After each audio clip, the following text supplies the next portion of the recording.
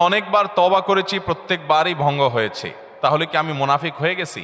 না ভাই, তওবা হওয়ার পর তওবা ভেঙে যাওয়াটা অস্বাভাবিক নয়। আপনারা খুশি হবেন শুনে, আমাদের রব আল্লাহ রাব্বুল আলামিনের একটা গুণবাচক নাম হলো তাওয়াব।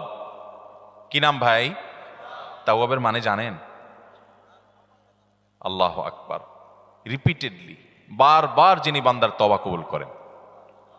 এই জন্য ভাই, একবার গুনাহ হয়ে গেছে, আল্লাহর কাছে তওবা করেছেন, চেষ্টা করছেন যে আর যেন না হয়, কিন্তু আবার শয়তান কাত করে ফেলে দিয়েছে, আবারও তওবা করে ফেলবেন এবং দুর্বল হবেন না। এখানে ইবলিস আপনাকে বলবে, তুই এতবার একই কাজ করে তওবা করছস আল্লাহর কাছে, আবার কোন মুখে তওবা করবি? থাক, বাদ দে।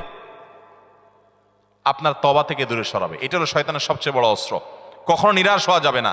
তওবা আগের বারের চাইতে পরের বারটা আরো স্ট্রং করবেন, যে ঠিক আছে আগের বারটা তওবা আমি দুর্বল ছিল, এটাকে আরো স্ট্রং করব, চেষ্টা করবো না ইনশাআল্লাহ। তাহলে তওবা